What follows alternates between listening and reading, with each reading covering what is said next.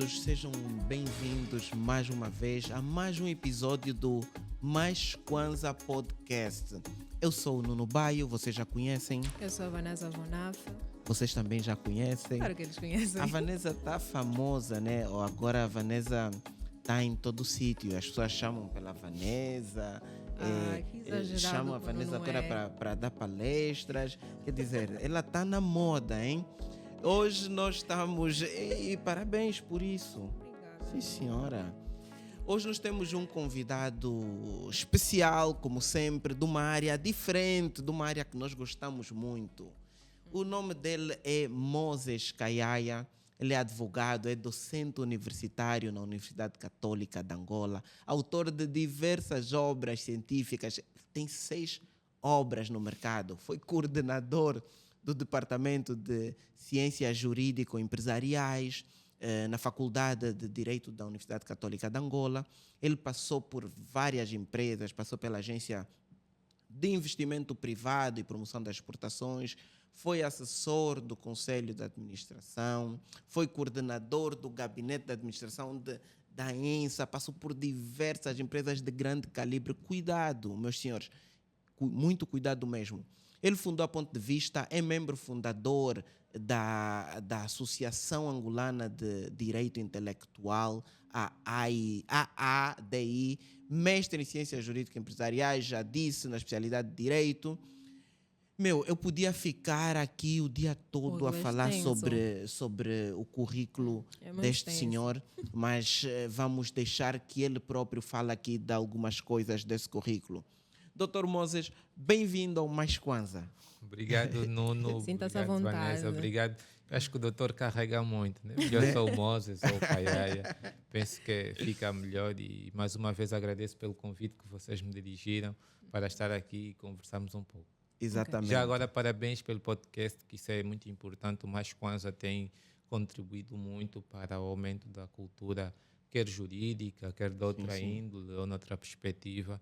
Nós que seguimos fielmente o Mais Kwanza, agradecemos pelo conteúdo de valor que vocês nos têm brindado. É verdade. Obrigada, amor. E muito obrigado por isso. O compromisso é esse mesmo, é trazer cada vez mais os assuntos mais importantes. A internet já tem muita coisa. Não é desmerecer, mas tem muita coisa sem qualidade, tem muita futilidade. Isso é normal. Nós temos uma população jovem com um nível de educação ligeiramente não, muito baixo mesmo. E então temos que contribuir trazendo aqui informação de qualidade, conhecimento de qualidade. E é por isso também que nós convidamos-te aqui para fazer parte disso, para falarmos hoje sobre um tema muito interessante. Queremos falar sobre a propriedade intelectual, queremos falar sobre a governação corporativa. É importantíssimo nós trazermos esse assunto. Há cada vez mais pessoas interessadas nesses temas. Tu fundaste uma associação, aliás, não foi a primeira associação que fundaste, já tinhas antes fundado outras associações, escreveste vários livros com 30 e poucos anos. Como é que é possível essa disposição toda? Onde é que tiras tanta disposição, meu? É disposição. Essa energia. Eu penso, obrigado, Nuno, também não são tantos livros, são apenas 6, né? São apenas 6. E o 7º está a caminho. Mas sim, acho que é elogiável e, modesta à parte, eu fico feliz por programa olhar para jovens que fazem aquilo que eu tenho vindo a fazer. Nós não escrevemos para ter fama, felizmente. Eu tenho dito que a maior forma que nós temos de agradecer a Deus por aquilo que nos deu é partilhar. E aquilo que eu sinto é que a necessidade de partilhar conhecimento que tenho. Os livros acabam por ser uma forma de partilha. E de eternizar até também. Sim, eu entendo que sim, e temos dado um contributo relevante para que nas nossas universidades cada vez mais comece a estudar o direito angolano, não só, e há áreas conexas. Portanto, eu estudei fundamentalmente a minha licenciatura com livros de autores estrangeiros. Eu tive um ou outro livro de autores angolanos, mas eu senti que não devo eternizar como docente o estudo com recurso fundamentalmente à bibliografia estrangeira, portuguesa. Exato. Sobretudo. E aquilo que tenho estado a fazer é contribuir para que efetivamente este propósito que eu assumi de contribuir para o crescimento da nossa doutrina seja verdadeiro e possível. Hoje, já posso dizer que sim, as obras estão todas esgotadas, felizmente. Mas felizmente trouxe-nos um aqui. Vou levar, o do programa nós vamos comprar. Tem que comprar. Não, isso é tão importante, o Nuno tocou no tema dos direitos intelectuais, que eu tenho sido uma pessoa, uma voz ativa, considero-me assim, presido a Associação de Direito Intelectual, porque eu entendo que cada vez mais é preciso começarmos a ganhar consciência de que isto, de que temos que valorizar aqueles que criam. Vocês são criadores de um programa que é uma marca, portanto, não fará sentido que amanhã apareça uma pessoa qualquer em qualquer sítio e agora diz mais Kwanzas, portanto a diferença fica apenas no S no final e ele depois queira assumir todo o protagonismo por aquilo que vocês um dia pararam e pensaram. É verdade que o Kwanzaa, todos nós sabemos o que é, mas só o mais faz diferença, portanto as pessoas conseguem perceber que aí não é o dinheiro, é um podcast e é um podcast com valor acrescentado, ou seja, cada vez mais a criação das pessoas tem que ser protegidas e nós temos que começar a ganhar consciência disso.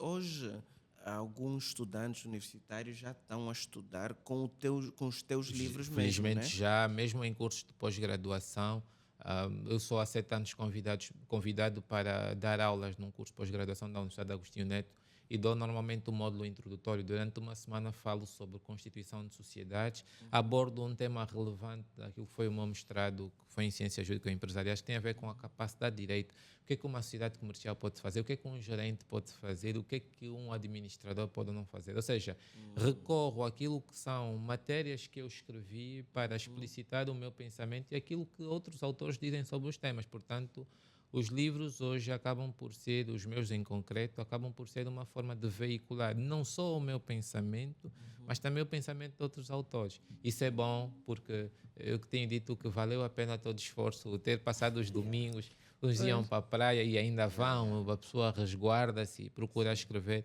mas a inspiração é mesmo isso. Quando aparece, temos que fazer acontecer.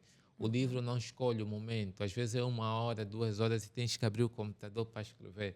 Tenho dito que um autor ou um escritor tem tendencialmente uma vida anormal. Não é normal. Os momentos de criatividade não são das 8 às 16, como se ele fosse um empregado, por exemplo, de uma empresa ou da função pública das 8 às 15. Não. É agora, é 0 hora, é 23. Tens de ter as notas, abrir o telefone. E para veio-me essa ideia e vários temas que eu tenho vindo a tratar surgiram em momentos que eu diria inoportunos, horas que eu diria os outros estão a dormir, mas eu estou cá a escrever.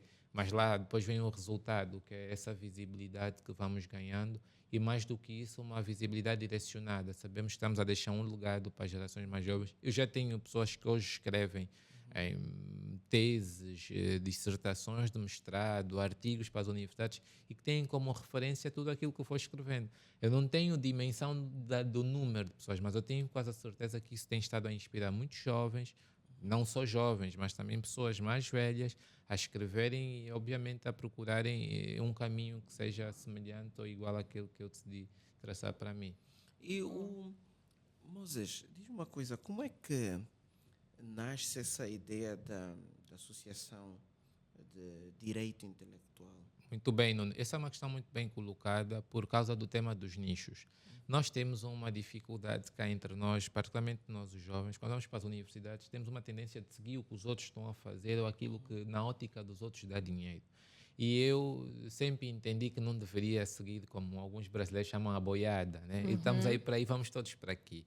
E lembro-me que quando fui fazer o mestrado em Lisboa, tinha que escolher uma disciplina optativa. Portanto, eu tinha disciplinas obrigatórias, mas tinha que escolher depois uma que tinha a ver com um interesse pessoal que eu gostasse. Eu escolhi propriedade intelectual.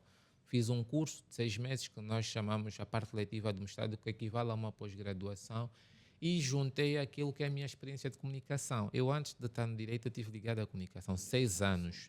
E, portanto, desenvolvi uma apetência por marcas, mas eu não quis ter só a componente do estudo das marcas na componente para o pleonasmo da publicidade. Quis ter conhecimento jurídico também. E, portanto, quando vou para Portugal fazer o mestrado, eu escolho como cadeira optativa a propriedade intelectual. E tive alguns dos melhores professores, verdade seja dita, da lusofonia, nomeadamente Dário Moura Vicente, que é presidente da Associação Portuguesa de Direito Intelectual, e o professor Menezes Leitão, que é um autor muito conhecido na área de direito. Foram os meus orientadores e aquilo aumentou a minha paixão. Quando eu vim para Angola, nós sabemos que quando viemos de fora de férias, a gente tem muita energia, muitas ideias. Sim, até a ficha voltou a cair que estás na banda. Exatamente. Depois começamos a ver que aquilo não é tão fácil, mas eu consegui felizmente manter o ímpeto e retomei as aulas na Universidade Católica e disse aos meus estudantes, há aqui uma área de direito que nós não estamos a explorar, mas que é muito importante. Os níveis de contrafação em Angola são muito altos, nós vemos que se faz até negócios próprios, por exemplo, o Kuduro.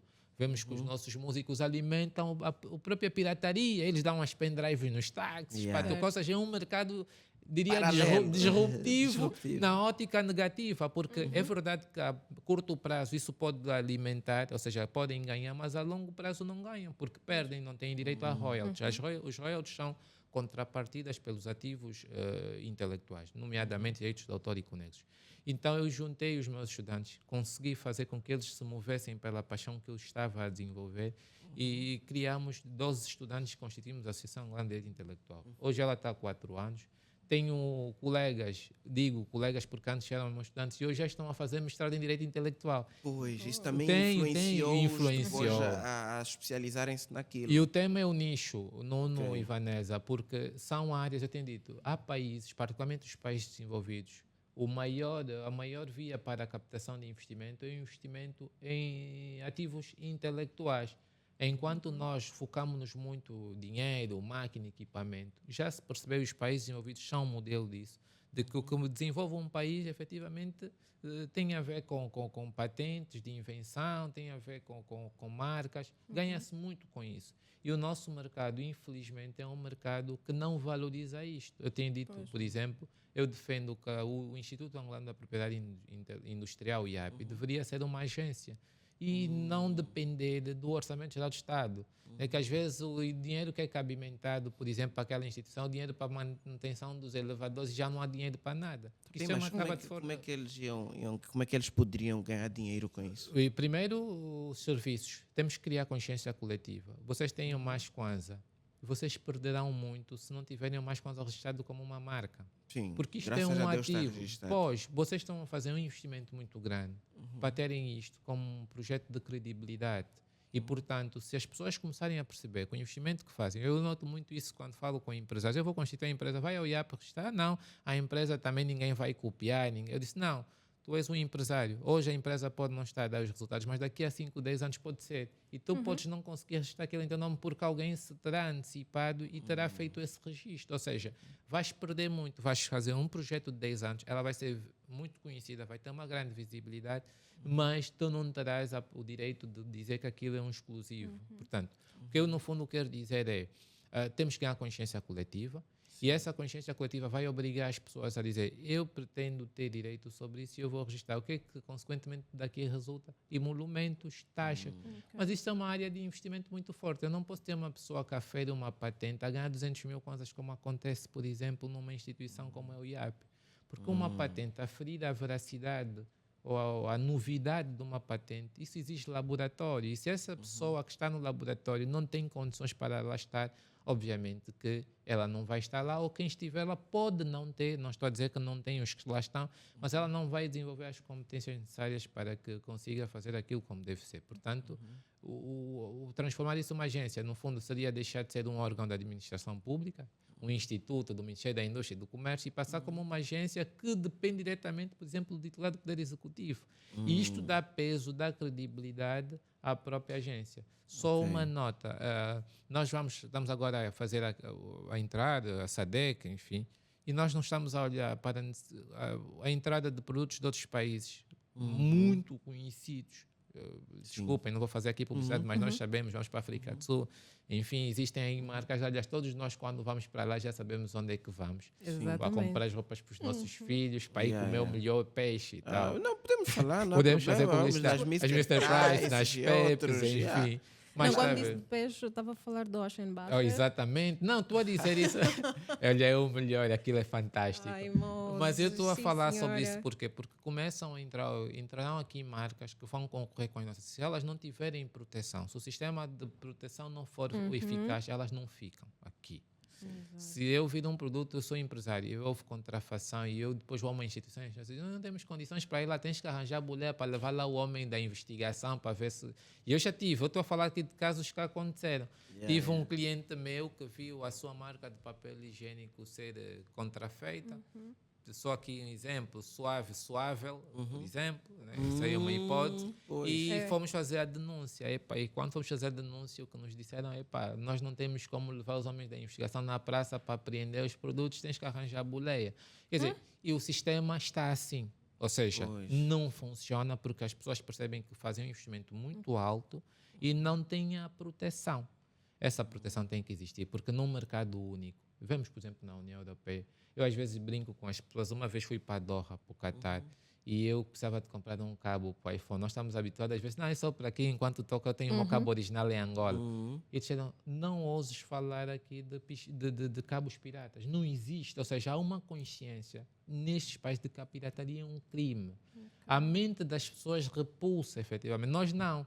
Em qualquer sítio, não, isso eu vou comprar, é só para usar provisoriamente. E vamos criando uma consciência disso. É só verem, por exemplo, vão a uma loja oficial de venda de tinteiros, na porta quem está? Tinteiros reciclados. Vão a uma padaria e muitas vezes os próprios trabalhadores dessas lojas alimentam esse sistema. Uma vez fui aqui a uma loja por causa de um acessório de um telefone que todos nós, ou quase todos nós, utilizamos, muito conhecido. E a pessoa da loja me disse, nós não temos cabo aqui, mas se tu saíres, se fores aí, tu encontras. E eu disse assim, o que essa pessoa está a fazer? Está a alimentar um sistema que faz com que a empresa onde ele está perca. E cria um dano reputacional na marca. Por isso é que as grandes marcas têm dificuldades. Nós nos perguntamos, por que a McDonald's não vem para Angola? Por que não sei que não vem para Angola? Porque sentem que o sistema não os protege. Mas quando digo sistema, não estou a falar de sistema político, estou a falar do sistema de proteção dos direitos. Porque a marca, o McDonald's é uma marca, ela tem que ser preservada.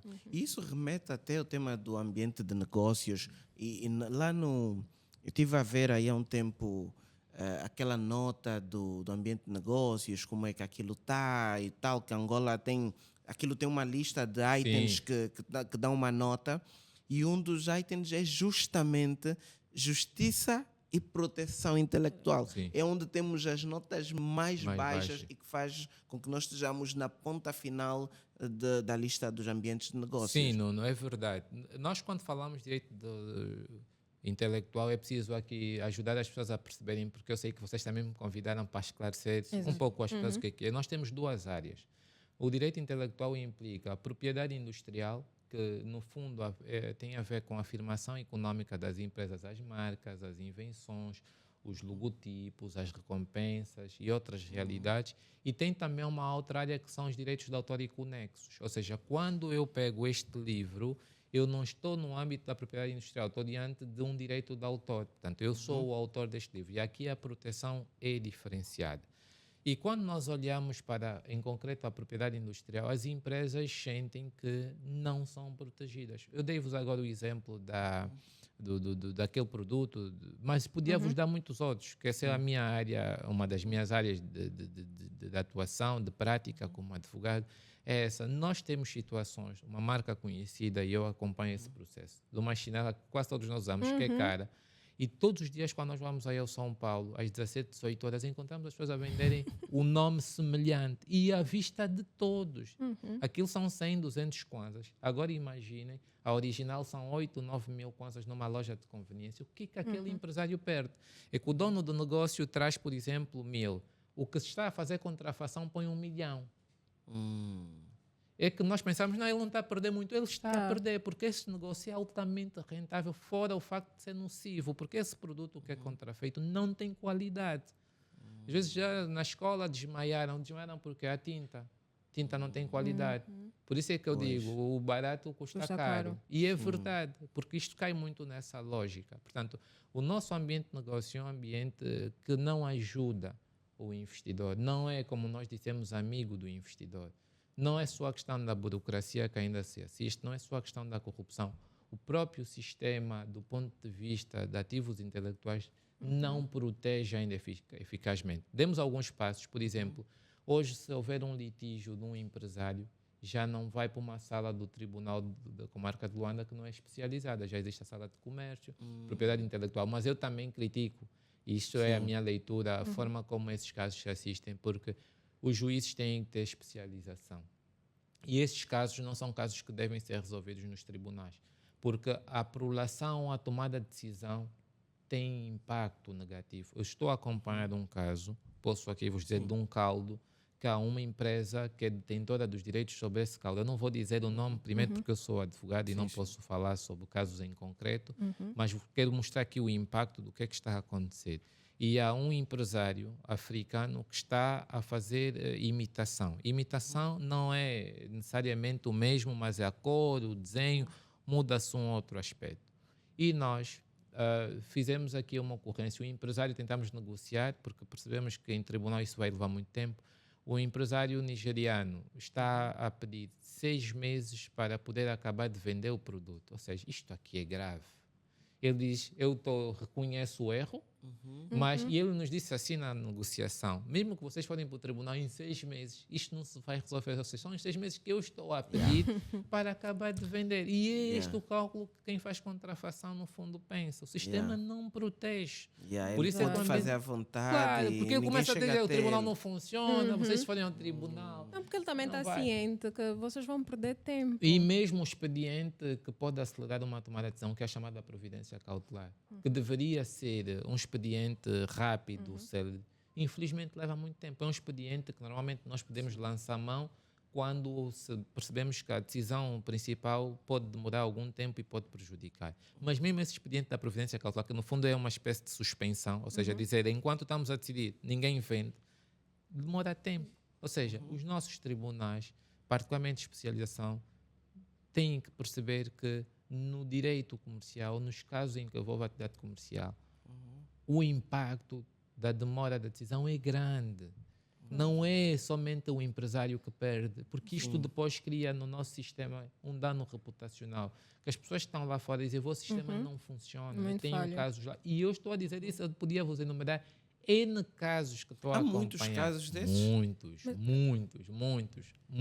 tenho os uma dias já dúvida. Todos os Moses. dias, todos os dias. Até digo aos advogados, é uma pena que são poucos a fazer propriedade intelectual. Contam-se, provavelmente são 3 ou 4. Então, os colegas que nos acompanham, aqueles que estão a estudar, vejam que há aqui um nicho. Meu, Portanto, tá aí. é para pegar. Houve Mas recentemente um caso de um músico, né, que ele não resistiu, obviamente, e a música foi registrada num outro país. É uma música muito famosa, acredito que todo mundo sabe do que é que estamos a falar. Qual? Eu não sei. Do meu aniversário. Hoje é meu aniversário. Eu tô de Aquela aí parabéns. é? Sim, Do- um é o brasileiro Príncipe ficou... Ouro Negro e Gasolina, acho que é esse. Houve, Sim, foi no houve Brasil, houve uma alvoroço até nas redes polêmica, sim. sociais por causa disso, porque outra pessoa registrou a música dele como se fosse dela. Nós aqui já dançávamos essa música, já vibramos com essa música há muito tempo, só que... Sim. Isso é uma proteção, ou seja, nós conseguimos fazer a proteção das nossas propriedades lá fora também. É isso que eu quis saber. Sim, podemos, mas vamos lá situar. Nós, quando falamos de propriedade intelectual, existe um princípio que é o chamado princípio da territorialidade. Ou seja, em princípio, passa o pleonasmo. Quando eu vou registrar no IAP, um exemplo, quando vou à Direção Nacional de Autores e Conexos, o registro só tem validade para o território angolano. Ok. Pronto. A regra é esta. No entanto, particularmente no setor da música, existem as editoras que têm o trabalho de registrar em outros países. Estou a falar no caso da música. Nas marcas pode haver diferenças, porque existe no direito um instituto que se chama, eu diria, chamadas convenções. O que são as convenções? São, no fundo, harmonizações, ou seja, decisões, acordos, os Estados ratificam e todos aqueles que ratificam aquela convenção se sujeitam à mesma. Angola ratificou algumas convenções ligadas à propriedade intelectual. Só que só o microfone tem que estar mais... Aqui, certo? Yeah. Ok. De modo que nas convenções que Angola ratificou, e podem existir acordos bilaterais, por exemplo, Angola pode fazer um acordo e dizer o que se registra em Angola tem validade na África do Sul. Celebrar este acordo com o governo sul-africano, mas isso tem que ser um acordo. E as convenções também permitem, por exemplo, na área das marcas, antes de responder em concreto à pergunta da Vanessa, existem as chamadas marcas notórias e marcas de prestígio. Eu não posso ir ao Instituto Angolano de Propriedade Industrial, e registrar uma marca como iPhone. Não posso. Não é a questão do iPhone estar registrado ou não no IAP. É a questão de que o iPhone é uma marca de prestígio, é uma marca mundialmente conhecida, como Porsches, como Lamborghinis, as marcas de roupa, LVs, enfim. E quer dizer que todos os países que convencionaram a chamada Convenção de Paris, ou que assinaram, que ratificaram a Convenção de Paris, se sujeitam à regra das marcas de prestígio. É diferente das marcas notórias. As marcas notórias não são marcas que têm qualidade, mas são marcas conhecidas num nicho. Por exemplo, na área dos vinhos. Os enólogos sabem o que é um vinho de qualidade. Eu não sei, eu não sou enólogo, mas aquele nicho, os colchões, enfim, sabe-se. Ou seja, estas marcas têm regras diferentes. Fora estas exceções, as marcas têm que ser mesmo registradas. E uma das coisas que eu tenho feito, eu sou o consultor de uma empresa internacional, posso aqui dizer da Inventa. O que nós temos vindo a fazer é, quando um cliente vem e diz eu quero registrar a minha marca em Angola, nós aconselhamos a fazer também o registro em outros países. Por quê? Porque isto lhe garante uma proteção diferenciada. Principalmente naqueles países de língua oficial portuguesa. Exatamente, também, né? Sim, fundamentalmente neste. E no caso desse músico que disse, o que me pareceu, primeiro é que o Sistema Nacional de Propriedade Intelectual não funcionou. Ou seja, parece-me que o músico desconhece, e vou falar aqui por aquilo que vou ouvindo nas redes sociais, não registrou cá. Portanto, ele assume que tem a titularidade, e até pode ter, mas uma coisa é eu dizer que eu criei, outra coisa é eu ter o registro a meu favor. O que conta é o registro, não é o que eu digo. Pois. Tanto é que existem países onde o uso já é reconhecido, Angola não. Eu, por exemplo, eu uso a sigla MCMC, posso não registrar, mas há países que reconhecem que é um direito meu e já ninguém pode utilizar a sigla MC. Há até países que reconhecem o cheiro, nós não, de perfumes, enfim, reconhecem mesmo. Há litígios, há disputas sobre isso. E neste caso, o músico angolano disse que tem a propriedade ou tem o direito em relação ao direito do autor, mas a verdade é que ele provavelmente não fez o registro no Brasil e, portanto, ninguém pode assumir. Agora, do ponto de vista ético, não é. E é um mercado muito à contrafação. O Brasil é um país muito grande, nós sabemos a dimensão daquele país. E nesses países, por exemplo, nós temos um nível muito alto de contrafação na Índia, Nigéria, isso está cientificamente provado, Nigéria e China, porque são mercados onde isto funciona. O tema da contrafação, que é aquilo que eu sempre digo, este negócio, as grandes empresas que têm a certificação não conseguem ir para o Cacoaco, para o Xinguar, Bulatumba, e aí onde a contrafação funciona, porque quem faz contrafação tem a capacidade de escoar. Ele sabe, Ele não tem interesse em vender aqui onde nós estamos, próximo à loja de conveniência, aqui ao lado, porque ele sabe que aí a polícia econômica vai agir, nós somos pessoas mais informadas. Eu não vou confundir a Havaiana com a Vanásia. Exato. Mas se eu colocar essa Vanásia num sítio onde... eu comprei uma chinela que no intervalo da novela tal, daquele canal tal, toda a gente usa, aparece lá.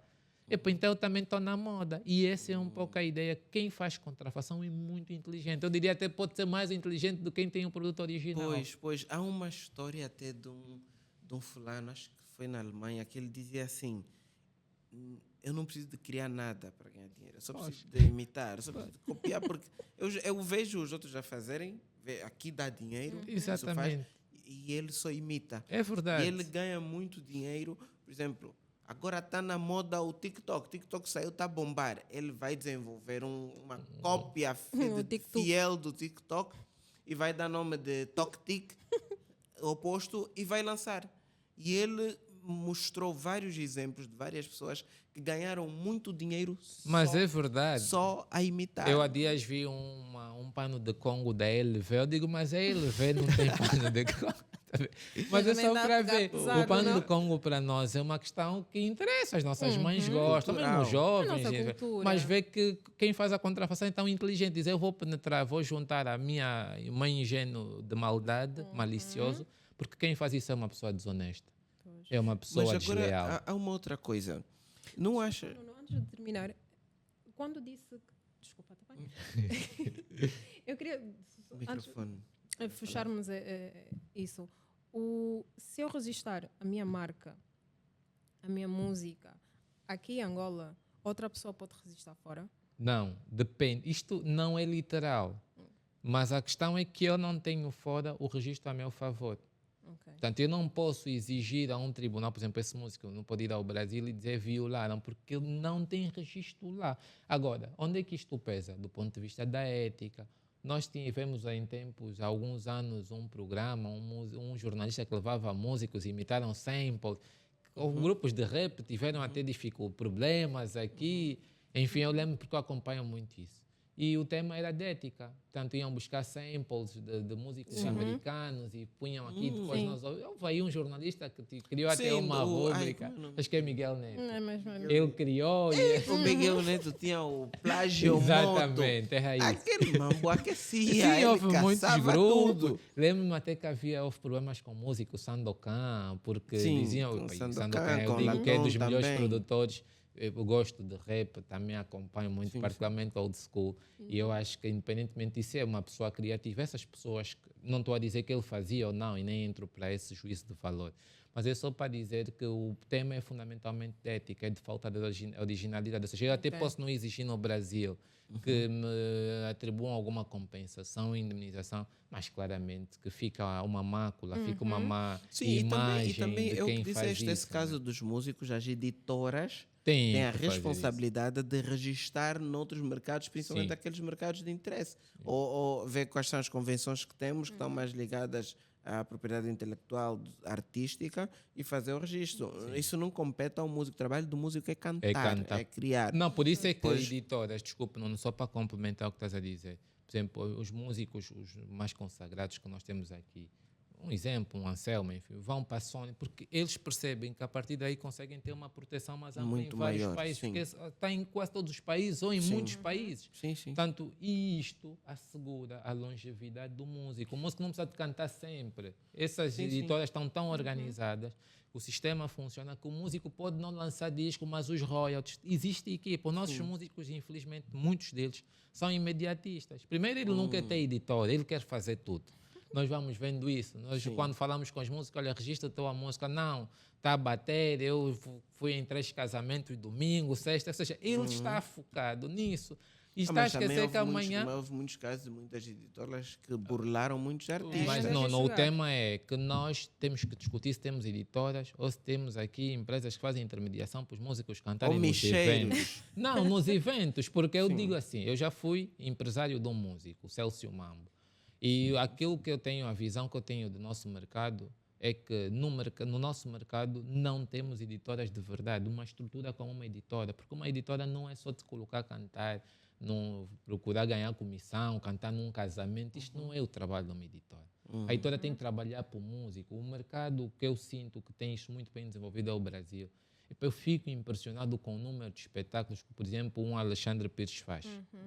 É impressionante, mas aquilo é um acordo. Então diz, você fez um contrato, tens que cantar, não é vontade. Os nossos músicos cantam quando querem. Eu às vezes vejo situações, por exemplo, são contratados para ir para uma província para fazer um show, não vão, fazem vídeo para o Instagram para dizer que não foram porque não acabaram de lhes pagar, mas o músico é que faz isto.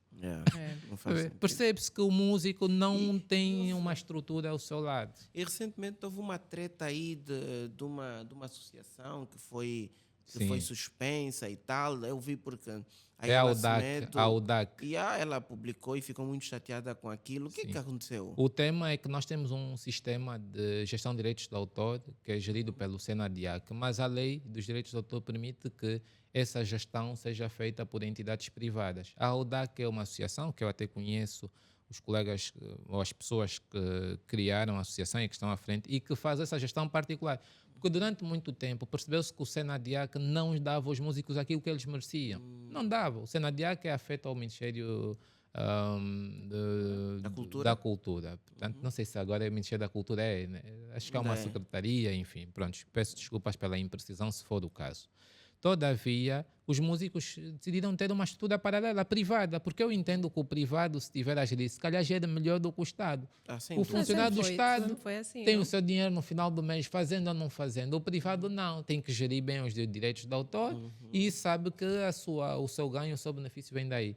E a percepção que me deu é que houve uma relação de ciúmes. Parece-me que houve uma situação com o show do mês, tanto é que há um processo, não sei se já foi decidido, que foi utilizada uma música de um músico que está feito à Audac, cujos direitos são geridos pela Audac, parece-me. Ok. E foi utilizada sem autorização. Supostamente o músico não ganhou, foi num evento, acho que um desses eventos. E, portanto, aquilo fez com que a organização do show do mês fosse levada a tribunal.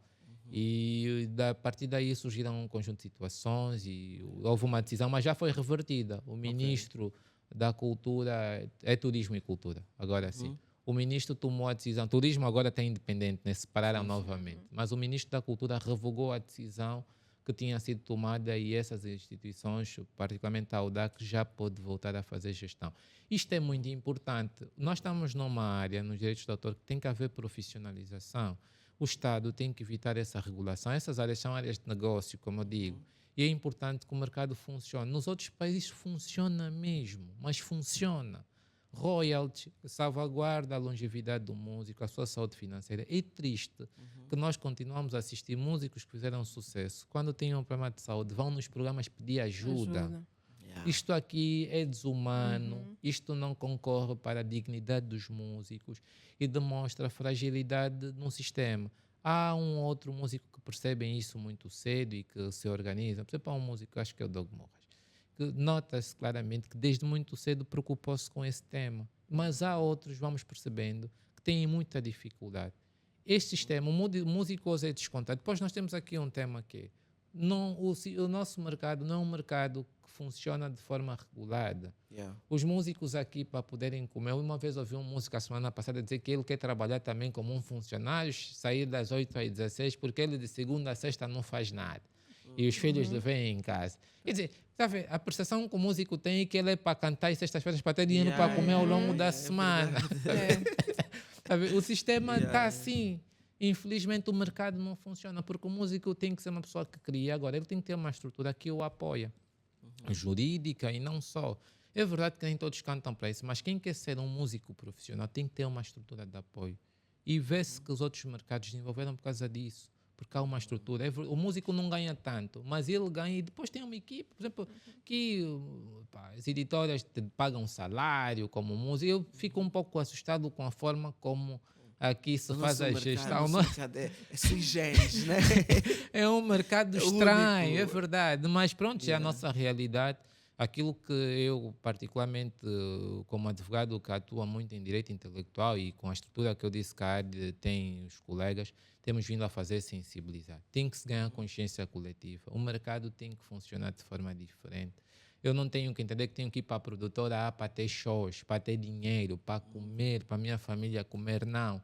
Eu, se for um músico e tiver uma estrutura de apoio, estou registado, ganho royalties, que são as contrapartidas. Quem ouve a minha música, por exemplo, nós vemos publicidade aqui de festas nas televisões, os músicos não ganham com isso. Têm de ganhar.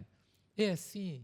Pelo menos nos outros países onde o sistema de propriedade intelectual é organizado, o músico tem contrapartida, no final do dia está a receber.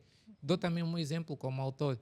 É estranho que os nossos estudantes são os que copiam nossos livros. Quer dizer, isto é uma coisa que intriga, faz cópia do livro. E é que é do livro mas todo. faz cópia, o que é mais grave? Ele atravessa a universidade, tu dás a tarefa, a pessoa deu 2 livros à biblioteca, quem não puder, mas ele vai atravessar a estrada e faz cópia numa tabacaria, num sítio qualquer. E dá dinheiro a um estrangeiro qualquer. Quer dizer, é um mercado grave. E mais grave do que isso é que o próprio estudante vai à mesa tirar dúvida com a cópia do teu livro como docente. Quer dizer, ele próprio não tem consciência do que está a fazer. Para ele é normal. Não, mas eu já tive essas situações. Ele leva a cópia só do autógrafo, mas eu vou autografar uma cópia do meu livro que eu não ganhei nada. Mas sabes o que é mais engraçado? Ele já vem para tua coragem. Mesa com a cópia do teu livro, meu. Mas o que é mais engraçado? Hoje, Esse livro, por exemplo, esse livro quanto é que foi vendido? São 5 mil kwanzas. Meu Deus. Ele, se for tirar cópia de 90 páginas, vai ficar mais caro do Exato. que comprar o Mas livro, é isso, meu. percebe? Mas é Isso é isto. falta de noção. É verdade. Porque hoje, quanto é que custa a cópia de uma página? 50, 100 kwanzas, sei lá, se for a cor, já 150.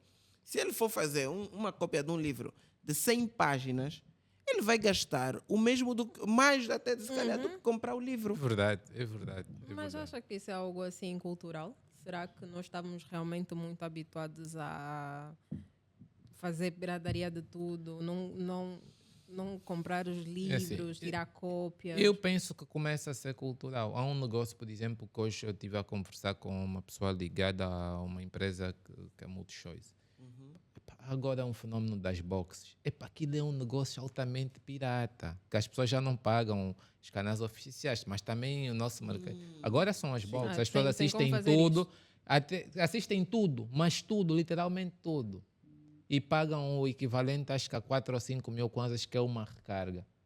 Né? Que Como aquilo é é um que mercado. funciona? Não entendo, não Aquilo é um aparelho, se Aqueles compra, o mais caro é o aparelhos. aparelho, que a pessoa é móvel, a pessoa pode andar. Mas com eu o não vou, aparelho. não vou comprar na DSTV, compro Não, no não outro sítio. compra. Há não. um agora que vende, qualquer pessoa vende. Exatamente. Ligas no televisor e tens acesso a A todos todos aqueles os canais. Todos. Yeah, Sim. isso, É. eu Quem tá por à frente acaso dessa empresa? tenho perguntado. Não, isso há muito. Há Há muito, lojas sim. chinês, nigeriano, toda a Sim, gente toda a faz gente agora, faz não é? isso. Não é uma empresa, são Olha, isso para mim é 500 pessoas a novidade. fazer. Sim, mas aqui tu tens, por exemplo, eu diria 700 canais a pagar 4, 5 mil kwanzas, 6 mil kwanzas. Enquanto que nessas distribuidoras oficiais, Zap ou Multichoice, no caso de DSTV, tens os pacotes e estás a pagar 20 mil. Mas estamos a ver como é que se perde. É exatamente isso. E depois, onde é que está o prejuízo? Quem está a vender essas boxes, recargas, não paga imposto. Estas empresas, Zaps, enfim, MultiChoice, têm que pagar impostos, têm salários para pagar. Ou seja, o encargo é tão alto. Um investidor num país como o nosso, o que é que faz? Desinveste. Eu não vou continuar porque eu não sinto proteção. Ainda sobre o vídeo que fizeste há pouco tempo, porque é que o interno é muito mais caro que o externo, não é?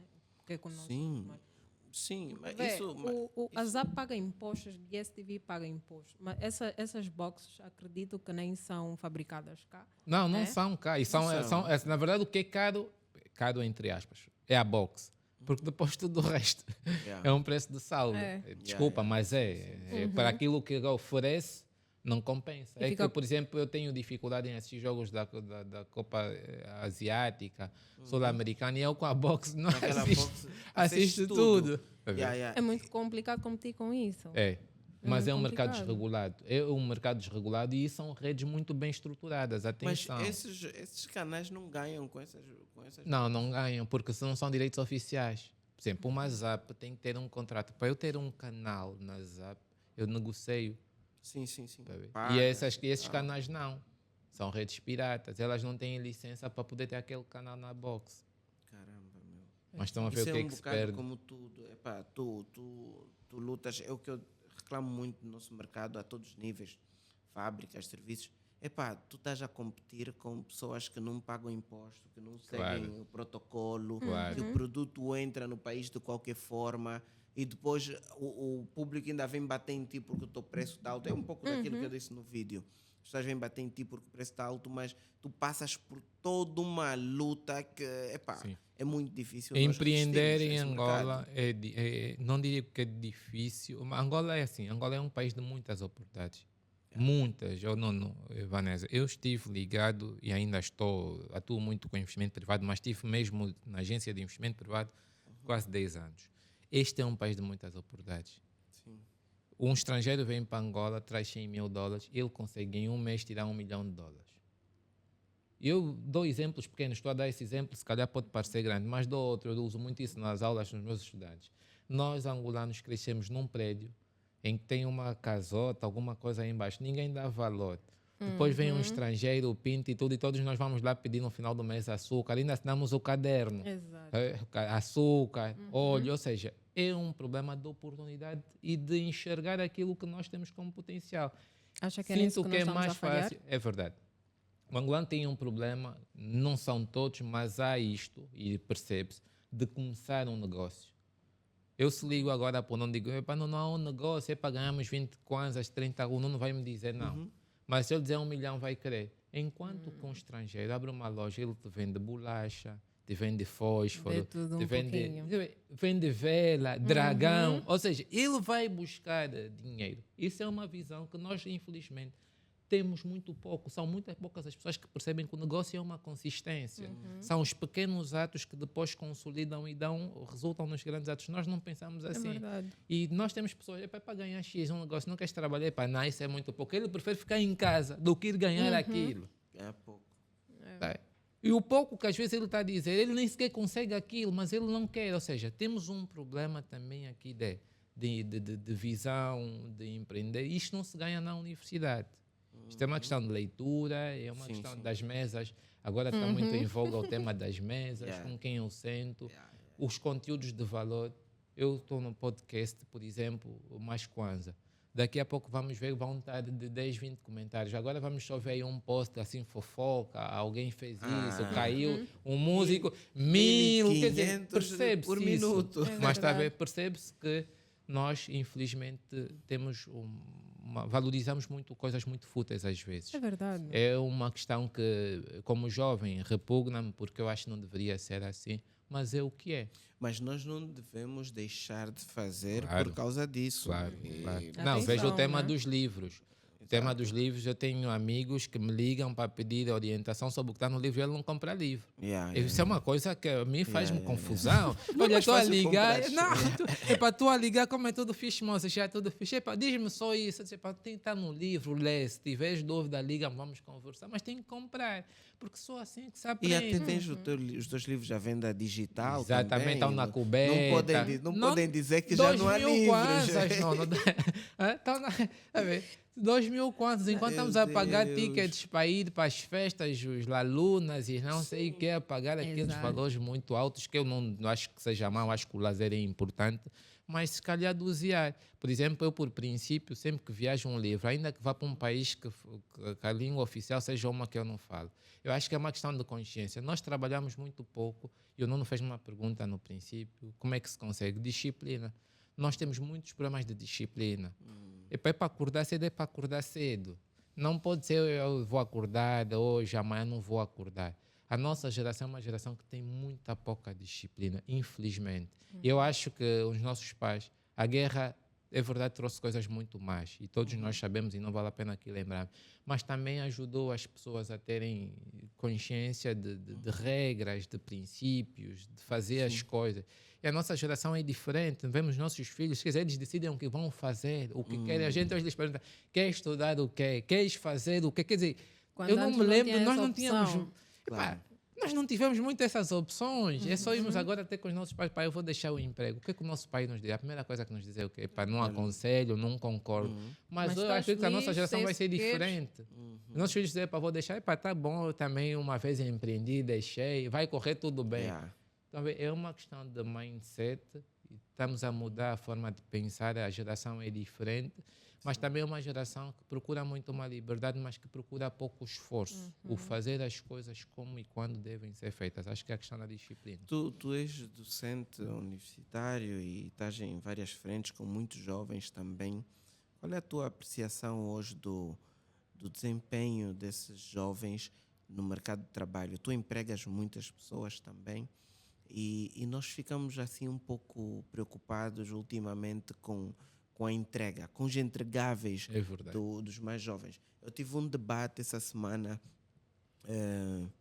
no final de semana, estava a falar com algumas pessoas e ficamos a discutir um bocado o baixo desempenho dos mais jovens.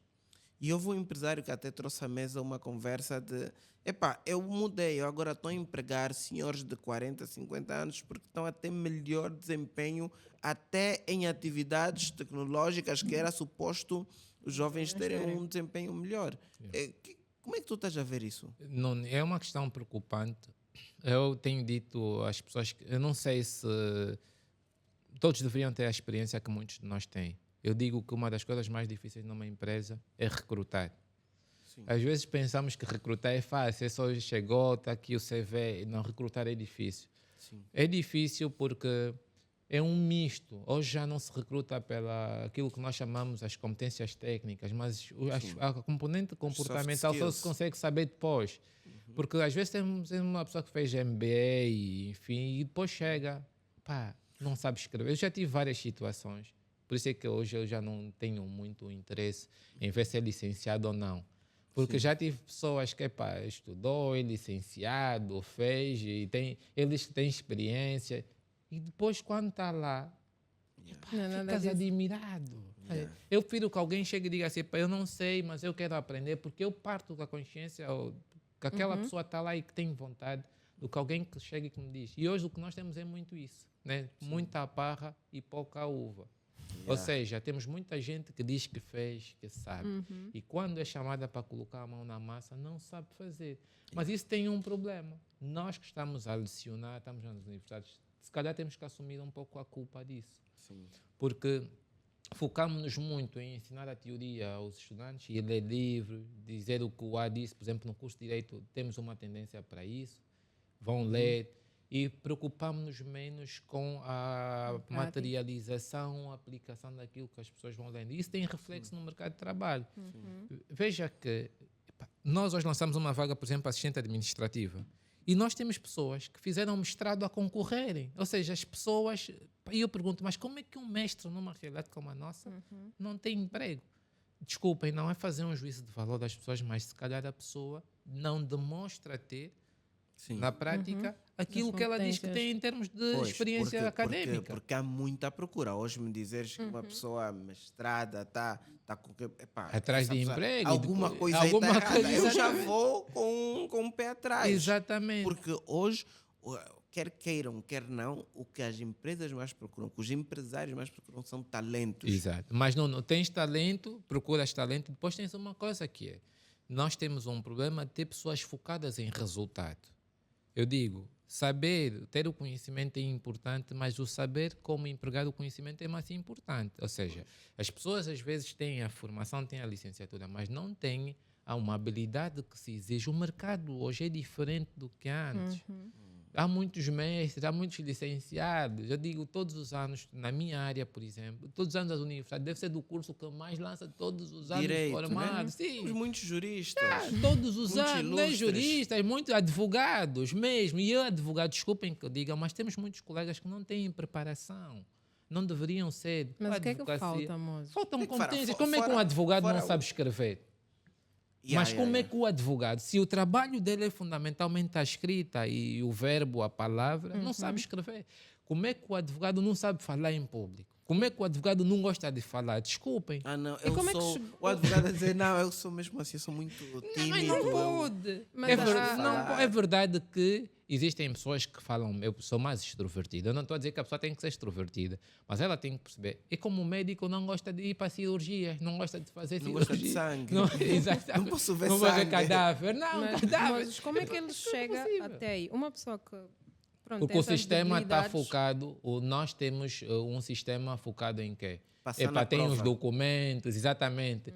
Não está focado naquilo que é a vocação da pessoa. Temos que trabalhar na vocação. E nós, às vezes, temos talentos nas empresas assim. Pessoas que estão lá, mas tu estás aqui, mas tu fizeste contabilidade, podes fazer isso, posso. Mas tens vocação, gostas de fazer, sabes fazer, tens interesse. Às vezes podes não saber, mas tens interesse em fazer, porque o tema passa muito por aí. Nós temos pessoas que podem não dar. Isso é um problema de vocação. E entrando aqui para o tema até da governança corporativa, que não se confunde com a administração. Hoje as empresas também têm que procurar não só retenção de talento, mas identificar o talento. Porque eu posso ter uma pessoa que é muito boa como um operador de máquina, mas se calhar, que não é boa como operador de máquina, mas se calhar se colocar como muito bom numa outra função. Internamente isso também se faz, tem que se fazer.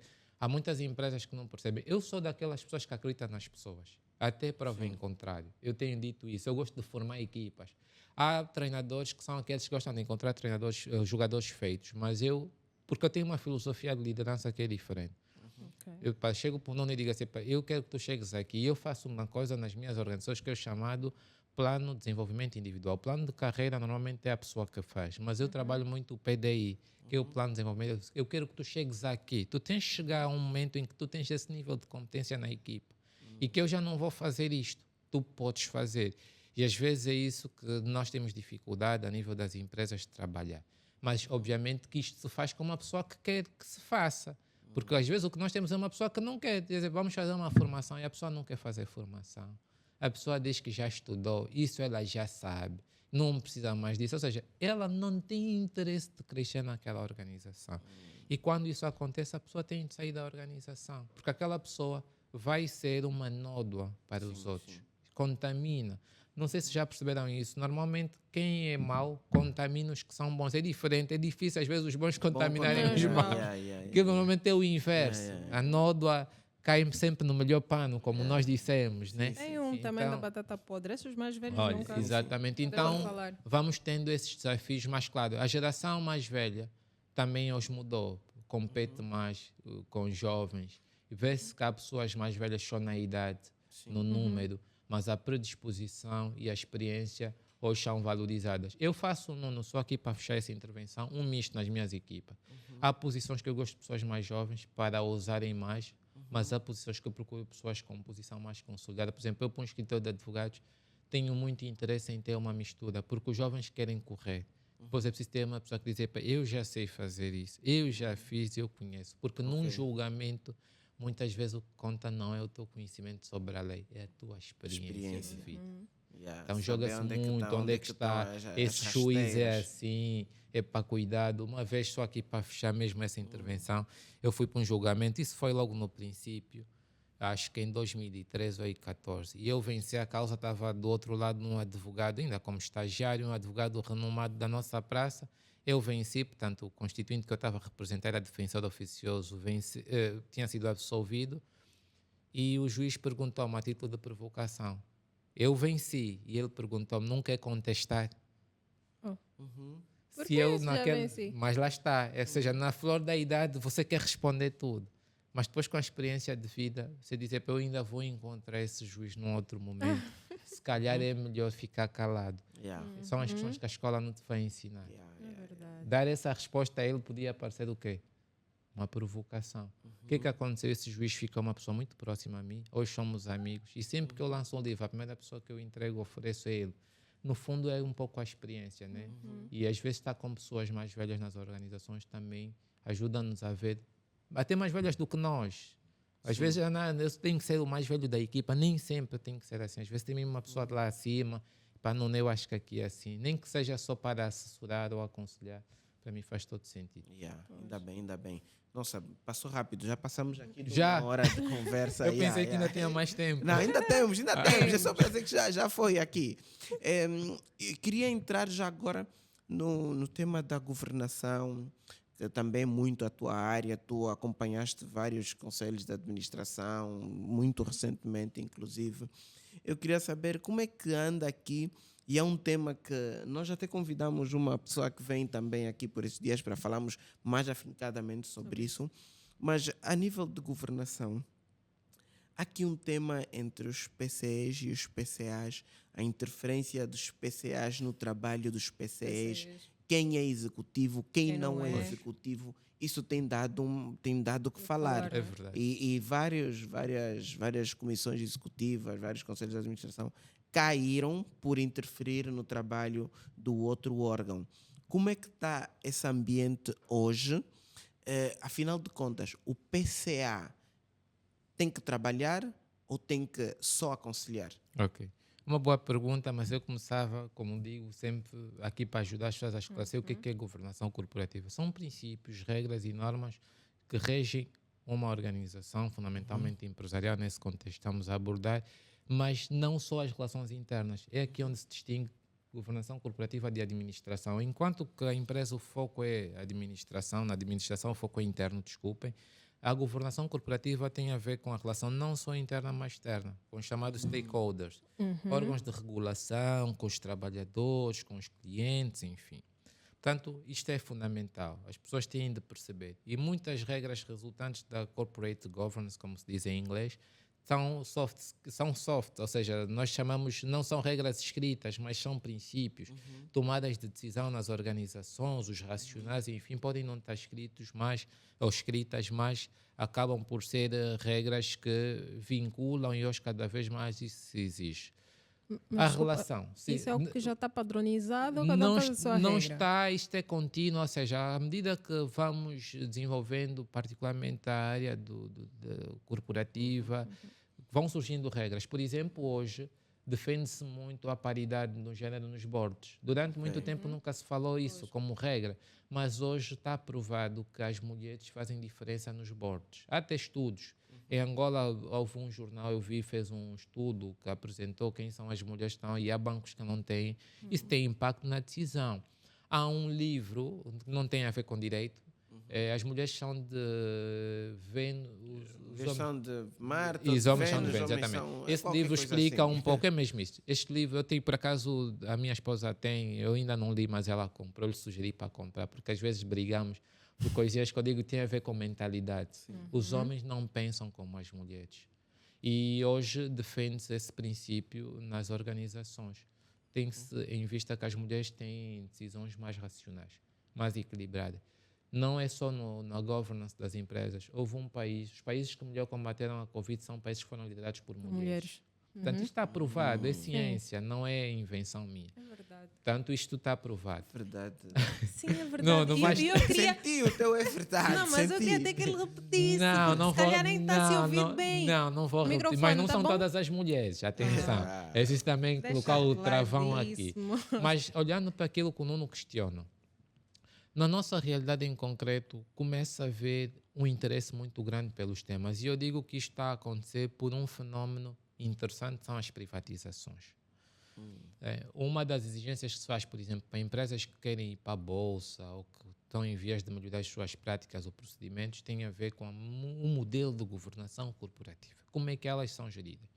E começa a haver uma coexistência de dois tipos de órgãos muito interessantes: Conselho de Administração e Comissão Executiva. Primeira nota: a Comissão Executiva não é um órgão social, ou seja, não deve necessariamente existir numa empresa, não é de lei que tem que existir. É diferente do que sucede com o Conselho de Administração. A lei diz que nas sociedades anónimas tem que existir um Conselho de Administração, uma Assembleia Geral de Acionistas e um Conselho Fiscal. Não diz que tem de existir uma Comissão Executiva. Mas há empresas que adotam um modelo, diria, mais salutar, mais saudável, e que tem a coexistência dentro do Conselho de Administração, integra uma Comissão Executiva. Qual é o papel da Comissão Executiva? É assegurar a vida, o dia a dia da empresa, ações correntes, a operacionalidade da empresa.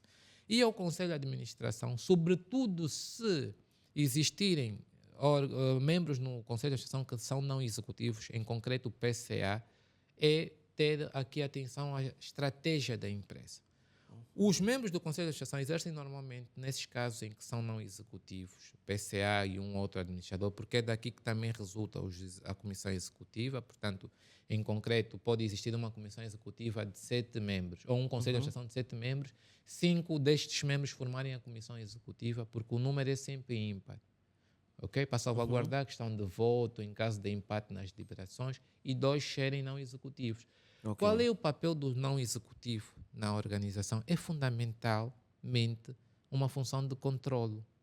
Assegurar que quem está a gerir a empresa o dia a dia faça o bem. Porque muitas vezes quem está na parte executiva não tem a dimensão exata dos riscos que pode estar a ocorrer com as decisões que se tomam.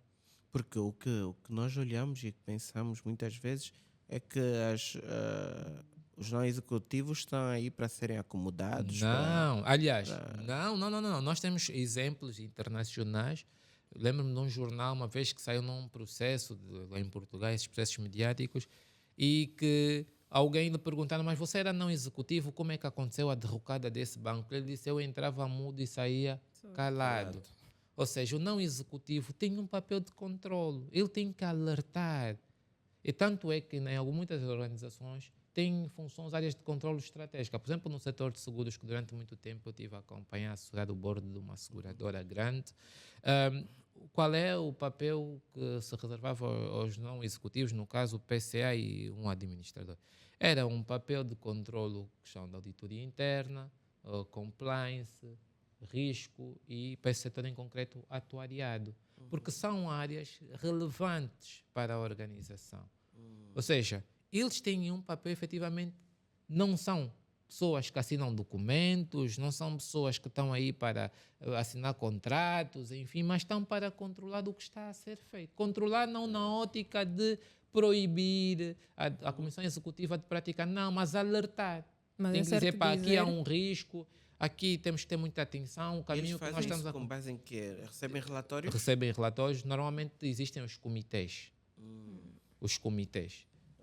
Os comitês acabam por ser órgãos que estão no organograma das organizações, podem estar numa situação de paridade com o Conselho de Administração. Não são órgãos que dependem do Conselho de Administração. Os comitês são órgãos que podem tomar decisões e é aí onde se afere se a empresa está, em alguns domínios, a atuar como deve ser ou não. Os comitês têm esse papel e normalmente quem dirige os comitês são os não executivos, porque é a forma como eles conseguem fazer o controle ou o acompanhamento da empresa. Os Então, não é certo executivos dizer que já eles estão aí apresentam para isso. fiscalizar os executivos, é isso? Exatamente. Fiscalizar, repito, temos que ter atenção à palavra fiscalizar. Porque o fiscalizar, às vezes, dá a ideia de policiamento. Não é este o papel deles. O papel Ok. deles é assegurar que a gestão de quem está no executivo é prudente, é controlável e não cria problemas ou não poderá criar no futuro problemas para a empresa. Ok. Estão a ver? Portanto, diminuir ao máximo riscos. Porque quem é executivo tem que tomar decisões diariamente e há uma pressão. Eu digo assim, estar no board de uma empresa não é fácil. Às vezes pensamos que não, ele é PCE, CEO, como as pessoas dizem, parece ser muito chique, o nome ganha-se bem. Mas é exigente, porque é tomada de decisão constante. E a tomada de decisão está sempre assente num princípio de risco. Aliás, o negócio é sempre Uma decisão risco. mal tomada já era. É um problema para a empresa. E, particularmente, uma empresa cotada na Bolsa. Uma decisão errada é um problema Agora grave, começamos a trazer reputacional. algumas coisas para a bolsa, Não, então. começamos a ter esses desafios. Aliás, o desafio hoje já não é só para quem faz parte do board das empresas, mesmo para os trabalhadores. Sabe que há empresas que, por exemplo, hoje já controlam o perfil, o que é que os colaboradores publicam nas redes sociais, porque aquilo tem um dano Sim. reputacional. Uma empresa que está aí para a Bolsa, se os trabalhadores não têm boa conduta, tanto é que eu sei que, por exemplo, a nível do setor empresarial público, um dos trabalhos prioritários que se faz às empresas que querem ir para a Bolsa é no âmbito da cultura organizacional. É a forma como os colaboradores devem estar, porque eles vendem a empresa. Se eles não tiverem valor, isto diminui, passa o pleonasmo, o valor da empresa. Ela fica menos apetecível. Se tiverem um trabalhador que está constantemente nas redes sociais a postar o que não interessa, que não tem boa conduta, o que é que vai acontecer? Cria o dano reputacional. As pessoas não gostam de falar de dano reputacional cá, mas o dano reputacional para quem vai para a Bolsa tem um impacto muito grande. É muito importante. Uma empresa, para poder se vender, para vender bem, ela tem que estar muito bem cotada. Não basta fazer aquele trabalho de imagem que nós vemos, por exemplo, o prospecto muito bem elaborado, ou seja, o que é a empresa, bem apresentado, os roadshows para apresentar aos investidores. Não basta. É muito importante que quem está naquela empresa seja valor acrescentado. Porque eu, se quiser comprar, hoje, se pegar, por exemplo, o prospecto de uma empresa que vai para a Bolsa, para quantos trabalhadores tem, qual é a média de idade, porque isso me dá uma ideia se aquelas pessoas estão disponíveis para aprender, o tipo de reformas que eu vou poder fazer Exato. e se eu não vou poder fazer. O ordenado E médio. aquilo tem impacto, exatamente. Então, todas essas questões resultam de quê? De decisões. Quem as toma? Fundamentalmente, Comissão Executiva.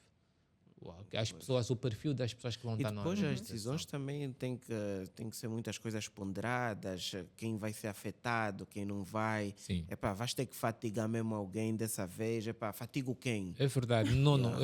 Pela minha experiência, como disseste bem, eu felizmente nos últimos anos tenho assessorado mesmo boards.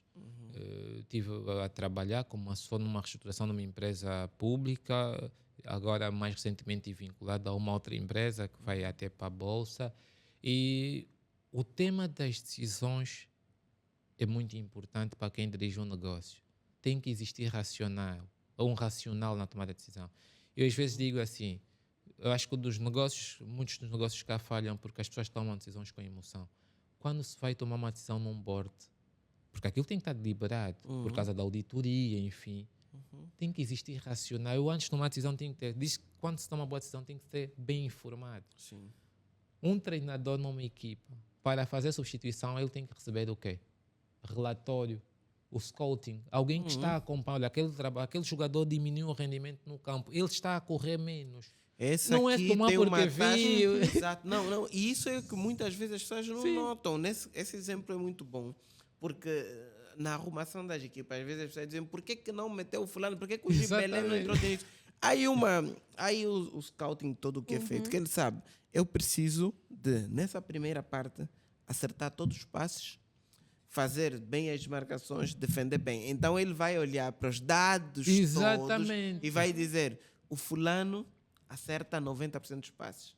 O outro cicrano acerta só 80%. Como eu preciso de acertar passes, então vou pôr o cicrano.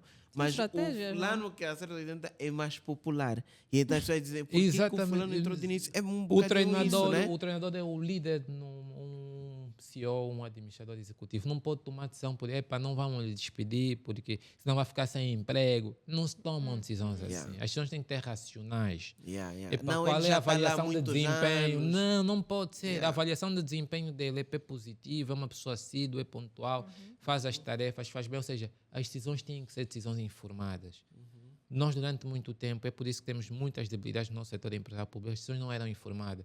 Temos empresas que os trabalhadores ficaram meses, anos sem receber salário. Eu tenho casos desses. Eu disse assessor de board. Eu entrei para uma empresa em 2021 como assessor.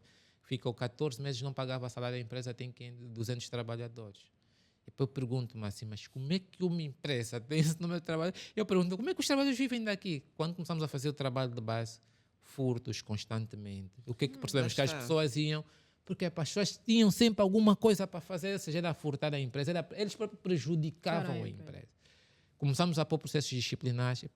Por quê? Porque era uma empresa do setor da construção, quando temos que levar combustível para uma obra, vendiam combustível, sobrefaturavam nas peças para manutenção dos equipamentos, ou seja, não havia racional na decisão. E quando íamos à administração, o diretor comprava carro, tinha viagem, Eu digo, quais são os racionais, os pressupostos para tomar decisão? O diretor precisa do carro, mas se calhar não é melhor criar uma cultura organizacional forte, que as pessoas têm princípios e depois isso gera valor, gera dinheiro e a partir daí comprar os carros. Durante muito tempo não tivemos isso.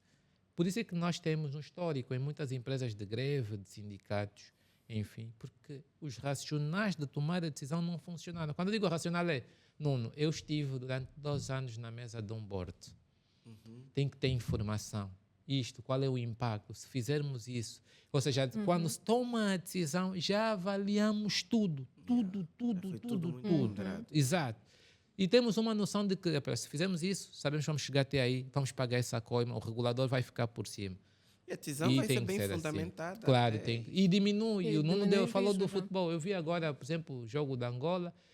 Porque que o Gelson saiu, entrou e depois saiu? Ele entrou para uma missão específica. E o treinador sabe. O treinador é mesmo a parte, o selecionador é a parte mais visível, mas há uma equipa técnica. E isso é muito. Nós aqui em Angola não vemos muito, mas, por exemplo, eu acompanho muito o Premier League. E eu vejo o Guardiola está sempre com os assessores.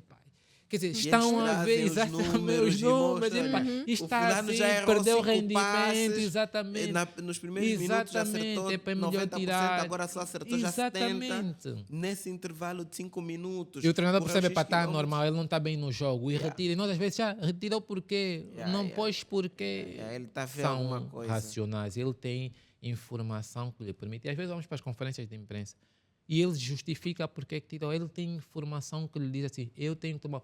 O CEO um administrador não é para agradar, na liderança não é para agradar, na empresa é para tomar decisão ou decisões. Ele é contratado pela Para tomar, capacidade dele de tomar decisões, As exatamente. informações que ele traz previamente através da sua formação, da sua experiência, Exatamente. mais as informações que vai encontrar no terreno. É para faz tomar, mix, exatamente. Ele não decisões. está lá para agradar. Epá, eu posso gostar muito do Nuno, mas se não é o Nuno que tem que ficar nessa função, Nuno, meu amigo, foi bom enquanto durou. E nós temos que embora. começar a desmistificar um pouco esse tema das demissões, porque às vezes sinto que aqui as pessoas ficam tristes, pessoal. não me gostam. Levam muito sim do lado Não pessoal. é. A corporate governance também assegura esses princípios. É verdade que tem balizas, as chamadas linhas vermelhas, dever de cuidado, dever de lealdade. Mas tomar as decisões nos boards tem que ser. E, no fundo, o que se visa é isso. Hoje até fala-se do ESG, que é salvaguardar ou assegurar que essas decisões sejam tomadas com base em princípios sociais, ambientais, ou seja, fazer com que sejam decisões que a comunidade também se beneficie. Mas essas decisões têm de ter racionais. E o que nós visamos muito com a governação corporativa é isso. Não é só nas grandes empresas. As pequenas empresas também têm de ter isso. Também tem que ser. Tem de ter isso. Quando eu falava há pouco tempo do plano de desenvolvimento de carreira, eu aprendi isso. Chamar um colaborador e dizer, para nós queremos que tu cresças. O board tem que ter essa visão. Para queremos que essa pessoa cresça na organização, vamos lhe preparar para ser diretor e começar a dar competências para que essa pessoa possa chegar até lá. Obviamente que isso é um trabalho conjunto. É a organização. Repito, o PDI é diferente do plano de carreira. O plano de carreira é quem faço, não é a empresa. Já tive em empresas, sempre trabalhar, como é que o Nuno que chegou agora já é diretor, eu estou aqui há 10 anos, mas, quer dizer, o plano de carreira não é a empresa que faz. Você que tem que saber qual é o valor que você quer dar à organização. Nós às vezes temos isso nos nossos colaboradores. Eu já estou aqui há muito tempo, não sou promovido, mas a Vanessa que chegou agora já é diretora. Epá, são skills, vamos fazer o quê? Tá vendo? Mas é isso. Então, a governação corporativa tem também aqui, numa estrutura, diria, micro, abaixo daquilo que é uma grande corporação, tem também aqui esse condão. Mas as decisões de um board, comissão executiva, têm esse papel. Agora, pode existir conflito? Pode. Por quê? Porque no nosso sistema, infelizmente, as pessoas não sabem em concreto, muitas vezes, o que é um não executivo ou percebem mal. Não executivo vai todos os dias, mas vai todos os dias, ok, tem que ter gabinete, quer ter carro, quer ter tudo. Epa, não faz muito sentido. Por isso é que uma empresa séria, forte, tem a chamada comissão de remunerações ou o comitê de remunerações. Eu não posso depender dos executivos para ter dinheiro para comer no final do mês como PCA. Eu não posso como PCA da organização. Por quê? Porque isto vai mitigar o meu papel de fiscalizador e de controlador. A comissão de remunerações é que define a remuneração. O que é que às vezes vamos vendo nas organizações? A comissão executiva é que determina quanto é que o PCA vai ganhar. A partir daí, o que é que acontece? Mitiga, enfraquece o poder de controle. O bilhete de passagem é que confirmo. O carro, o benefício, não pode. A comissão de remunerações já sabe. Existe isso nas nossas organizações. Isso é criticável. Por isso é que existe um ente que não é. Como é que o CEO, por exemplo, tem que ser uma pessoa de fora? É o acionista que indica. Como é que o CEO determina o salário dele? Coloca-lhe numa situação de conflito de interesse. Eu nunca pensei nisso. Claro, eu vou sempre decidir. Todas as decisões como essas, eu tomo sempre a decisão a meu favor. Eu não estou a ver uma pessoa dizendo, eu vou ganhar pouco e vocês ganham mais. Eu sou CEO, claro que eu vou sempre dizer que eu mereço ganhar mais. Quem vai definir o meu bônus? No final do mês, correr bem, se eu conseguir atingir os resultados que eu assisto, tem que ser eu como CEO? Não. É o acionista. Mas o acionista diz, não, eu vou criar um órgão com expertise, com experiência para isso. E crio a comissão ou o comitê de remunerações. É um órgão que é a margem da comissão executiva que vai determinar quem ganha o quê. A partir daí, se não for PC... ao acionista, exatamente, exatamente. A partir daí, Nuno, eu posso emitir como PC aos parceiros que a comissão executiva não concorda, porque eu tenho independência suficiente para dar aquilo que são as minhas recomendações. Não é a comissão executiva que vai dizer se gajo deu uma dica mal. Agora corta o cumbu do exatamente. O bilhete dele vai sair da executiva, primeira classe, vamos depois na econômica, para ele sentir. E muitas vezes são esses os conflitos. É que as pessoas às vezes não sabem o que é não executivo. Não executivo, o que é pedir informação? Eu uma vez vi uma situação da TAG, pronto, isso é um caso de estudo, não estou a pessoalizar, nem conheço. Acho que o avião tinha que sair, não sair, foi a PCA. A PCA era não executiva. Como é que a PCA vai falar de um tema operacional? ela não pode ir para a televisão falar sobre isso. Desculpem, não estou a dizer que a pessoa é que esteve mal. Estou a dizer o cargo, a função. Sim. Porque não é um papel de um executivo. Tá bem? E nós vamos sentindo que isso vai acontecendo. Outro tema que nós temos aqui é a unipessoalidade do Conselho de Administração. Vamos para uma organização e o PCA não autorizou as férias. Mas quem tomou essa decisão? O PCA. Ok. Mas, colega, o PCA não é um órgão. As decisões são tomadas pelo Conselho de Administração, tanto mais que podem ser decisões que são tomadas por maioria e que o PCA saia de voto vencido, ou seja, perca. Porque a decisão, o órgão social não é o PCA. O órgão social é o Conselho de Administração. Por isso é que o Conselho de Administração toma deliberações. E lá aparecem os votos. Caramba. Nós temos situações que aqui tudo é o PCA. O PCA não quer, mas o PCA não quer. Isto é um tema que o PCA que decide. Sim, é o PCA. Não é o PCA, tem que ser o Conselho de Administração.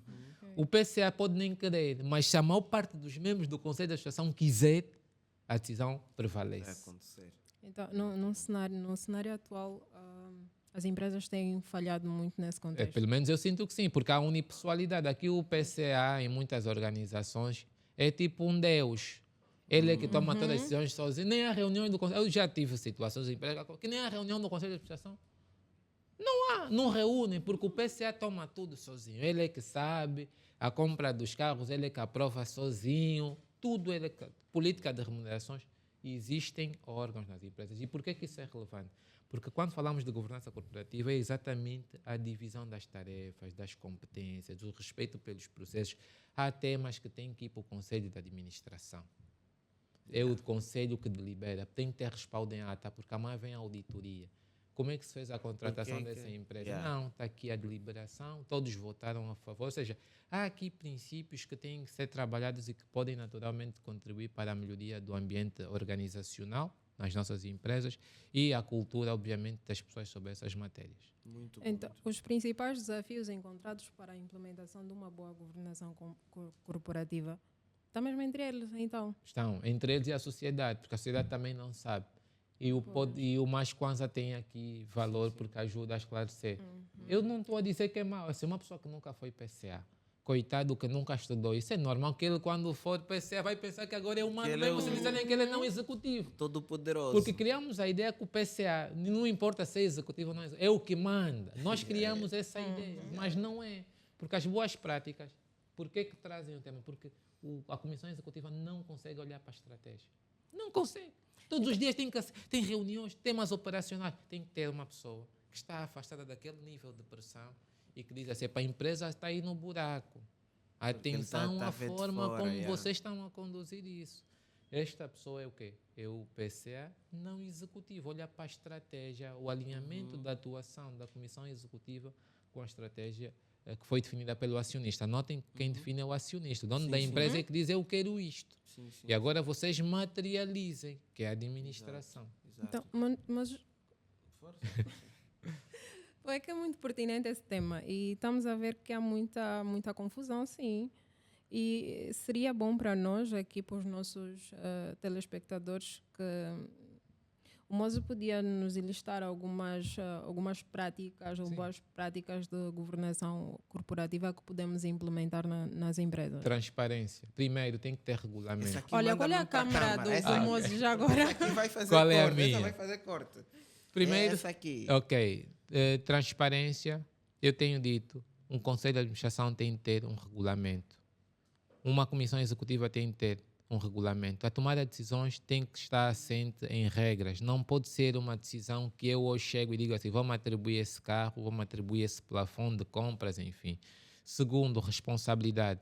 À medida que formos dando maior responsabilidade aos diretores, enfim, a quem colabora na empresa, também temos que aumentar o nível de exigência para que essas pessoas atuem de acordo com aquilo que efetivamente são os normativos e as regras da empresa. Terceiro, podia aqui falar de muitas outras, mas está também na motivação, na valorização dos trabalhadores, porque muitas dessas mudanças implicam naturalmente, passa o pleonasmo, uma mudança da cultura ou na cultura organizacional. E é muito importante que quem faça parte desses processos de mudança esteja envolvido, se sinta acolhido, porque são mudanças que podem efetivamente gerar um impacto positivo ou negativo, consoante seja uma boa ou uma má organização ou má implementação numa organização. Sim, senhora. Essa é a mensagem. Moses, nós falamos aqui muito tempo. Já Esses terminou? assuntos foram já terminou. Ainda agora. E é um assunto demasiado pertinente, demasiado importante. Acho que podíamos fazer um episódio aqui com mais 2 especialistas para falarmos, aprofundarmos a questão da governação. Mas antes de terminar, há uma dúvida que eu continuo a ter. Quando é que eu posso, isso é uma dúvida minha e que se calhar também é de alguns dos nossos espectadores, quando é que eu posso criar um grupo empresarial? Quais são as condições que precisam estar reunidas para eu ter o meu grupo? Muito bem. Nono, existem 2 tipos de grupos no direito. Grupos de facto e grupos de direito. Um grupo de facto é aquele em que as pessoas, os trabalhadores trabalham passo por na mesma estrutura ou próxima, mas cada empresa continua a ter a sua independência. Exemplo concreto, tem o seu NIF. Ok? Podem estar em grupo, eu posso fazer trabalho para 2, 3 empresas, mas cada uma emite a sua fatura, tem a sua contabilidade. Pode a contabilista ser a mesma. Os grupos de direito são diferentes e há complexidades nos grupos de direito. O grupo de direito é aquele que juridicamente, ou seja, a partir do momento que a empresa é constituída ou na fase de vivência da empresa, existe o que nós chamamos uma incorporação, uma reestruturação.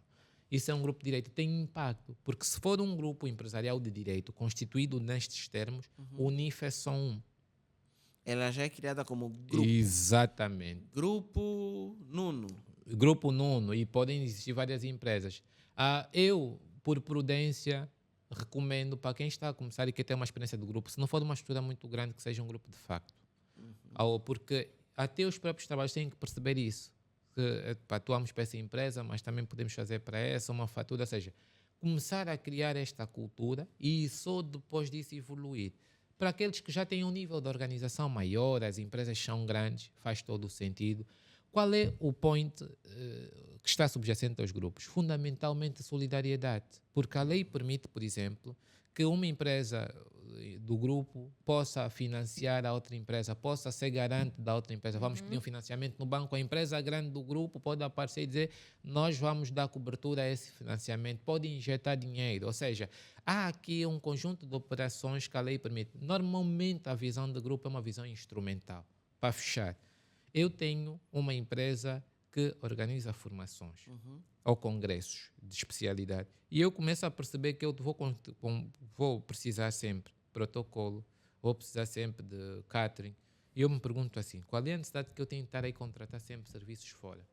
Ok, vais criar outro. Crio estruturas de apoio, é uma empresa instrumental, ou seja, eu em vez de estar a pagar fora, eu começo a pôr o dinheiro Mas a tem girar um aqui NIF na diferente. empresa. Exatamente, Tem um NIF mas diferente. partilham custos, por exemplo, eu tenho um grupo. Mas grupo o utilitário. acionista é o mesmo? É o mesmo. É o grupo... Não, eu o pode grupo ser o de acionista facto. da pessoa Ok. ou uma empresa. Por exemplo, Sim. eu no grupo em que estou, sou acionista das 3 empresas. Ok, se eu Sou sócio, se eu desculpa. tiver uma participação de 10% na empresa da Vanessa, Também é essa um empresa grupo. pode fazer parte do meu grupo? Pode fazer parte do grupo. Ok, Pode, dependendo do que vocês vão convencionar. ok. Mas só o facto de existir pode, obviamente, fazer parte. Você ser Poder sócio. pode, só poder Depois é perceber pode. o nível Depois de é- impacto e de influência. Por quê? Porque existem as participações minoritárias, existem as participações maioritárias, ou seja, eles têm impacto na tomada de decisão. Porque se ela for sua sócia, temos que perceber qual é o seu nível de participação na tomada de decisões. E não vale a pena ir pelo critério da cota. Eu posso ter 10% e mandar mais. Sim, Existem os chamados acordos parasociais. Sim, Há sim. empresas onde muitas vezes quem tem participação minoritária é que manda. sim. Vou lhe dar um exemplo concreto. Eu, Moses Caiai, sou sócio, por exemplo, de uma empresa e tenho 5%. Se houver uma questão jurídica, um litígio, na hora de deliberar, os meus sócios, se não forem juristas, vão ouvir mais quem? Eu que tenho uma participação minoritária. Ou seja, em concreto, naquela situação, eu posso mandar mais. Nem sempre a participação é, diria, a regra para nós percebermos o nível de tomar a decisão, a participação na empresa. Pode não ser esse o critério. Isso podemos falar num outro dia, os chamados acordos parasociais. Sim, sim. Como é que funciona a vida das empresas fora dos estatutos. Porque há uma mecânica para isto. Há regras que não estão e não estão propositadamente. Os sócios só colocam nos estatutos, eu muitas vezes dou esse conselho aos meus clientes, coloquem apenas o que a lei diz que é obrigatório, porque há questões que vocês vão querer fazer e que não convém que estejam nos estatutos. E aí fazemos como?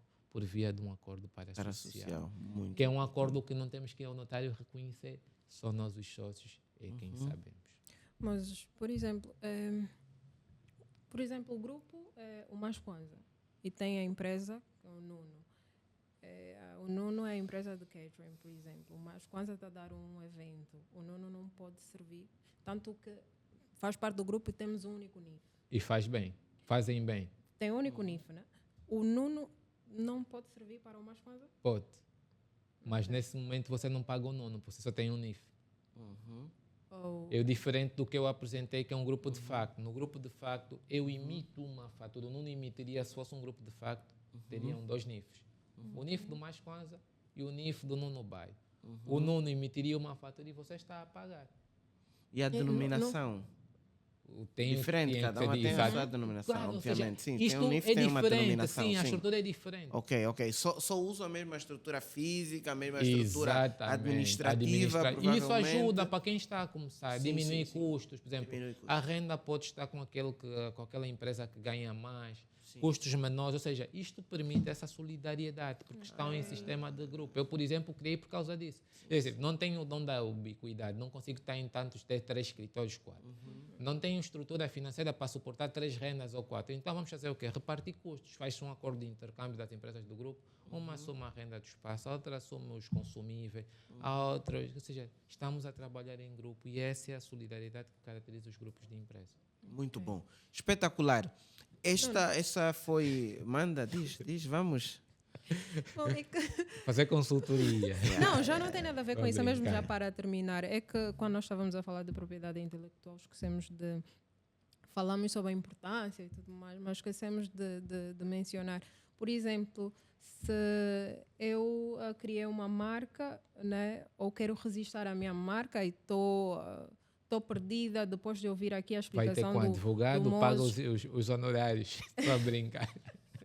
Pois, eu quero que explique lá em casa, né, para as pessoas que estão perdidas e não sabem como realmente proceder com esse tipo de assunto. Sim, ajudo. Sim, claro. Como é que eles devem se guiar? O que é que eles devem fazer? Quais são os passos para não ter que perder uma música, para não ter que perder uma marca? Sim. O que é que deve fazer? Muito bem, eu vou dar esse conselho novamente aqui para a Câmara que está a Exato. centrar. Para definir sempre, uma coisa é uma música, um livro, isto é direitos de autor. Vamos até ao Serviço Nacional de Autores, Direitos Conexos, que é o Senadiac, e vamos fazer um registro. Vim registrar, há um formulário, há um processo que se faz. No caso dos livros, depois é atribuído um código. Por exemplo, chama-se depósito legal. Quem abrir os livros vê lá, aquilo está depositado. No caso de uma marca que é diferente, por exemplo, o Mais Kwanza, eu dirijo-me ao Instituto Angolano da Propriedade Industrial, que é o IAP, abreviadamente. Há um conjunto de documentos que são muito poucos e um valor módico, não passa de 5.000 kwanzas, que eu devo reunir para poder fazer o registro. Para quem quer um conselho mais apurado, quais são as implicações? Porque não é só ir registrar. O registro, por exemplo, tem prazo. Depois daquilo você tem que fazer renovação, enfim. Tem prazo, tem que enquadrar na natureza. Exato, pede-se uma grafia. Depois tem aqui questões, por exemplo, pode-se negar o registro. Se houver similitude com uma outra marca já registrada, não é só chegar e dizer eu vou registrar. Okay. Existe aquilo que o IAP faz num próximo podcast, eu vou explicar. Chama-se examinação formal. Mas isto também é examinação substancial. Quando eu vou dar a entrada do processo, o IAP faz é receber os documentos. Não quer dizer que eu já registrei. É examinação formal.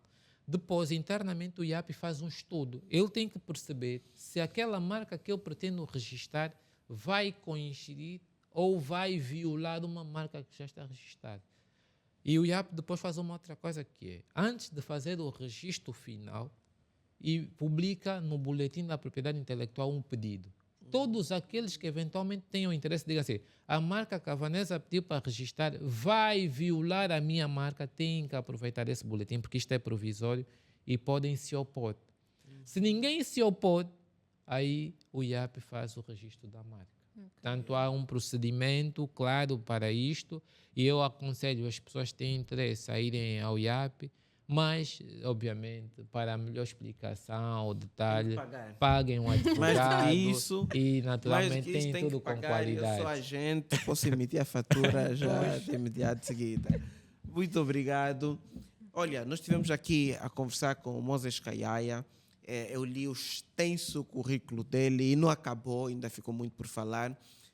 Nós falamos sobre propriedade intelectual, falamos sobre governança corporativa. O Moses tirou-nos aqui um conjunto de dúvidas que certamente serão as vossas dúvidas também. Nós somos o Mais Kwanza. Vocês podem encontrar-nos no YouTube, Instagram, Facebook agora, estamos também no LinkedIn. Acho que já estamos em todas as redes, né? Sem esquecer que nós temos o nosso website. Todos os dias você... Desculpa, qual é a minha câmera? Ok, perfeito. Yeah. Nós temos o nosso website. Todos os dias nós temos notícias sobre economia e muito mais. Vão lá, vão dar uma vista de olhos. O nosso website está brutal. As nossas fotos estão lindas, né? Deixa também aí um abraço pro Wilson, pro Maquies, que lideram duas empresas que apoiam muito aqui aquilo que é o nosso trabalho, são nossos parceiros, a 3 Cheques. A 3 Cheques, a PayPay, o Wilson Ganga e o Maquies. É verdade. Empresários de verdade. Com certeza, se fazem parte do Mais Kwanza, claro que são. Exato. E outra coisa, eu já quis falar com os nossos espectadores, o que é que acontece? O nosso canal do YouTube, vocês precisam de dar um toquinho no sininho para receberem sempre as notificações. Dão like, partilhem. Essa informação é de relevância, vocês sabem, não podem só ficar com vocês. Partilhem, o Mais Kwanza agradece. Sim, senhora. Foi então mais um episódio número 9 ou 10? Vanessa, eu acho que tu estás a nos deixar perder. Não. Eu vou dizer 9, mas se for 10... Não, nós tivemos um especial, então não contamos como um episódio. Tivemos 2 especiais, o 0 e depois tivemos aquele outro, né? Sim. Nós tivemos 2 especiais. Faz de conta que é o 9. Não faz de conta, é o 9, então. Só o que está a dizer. Esse foi o nosso episódio número 9. A todos, um abraço. Moses, muito obrigado. Obrigado eu pelo convite e contem comigo para o que for necessário.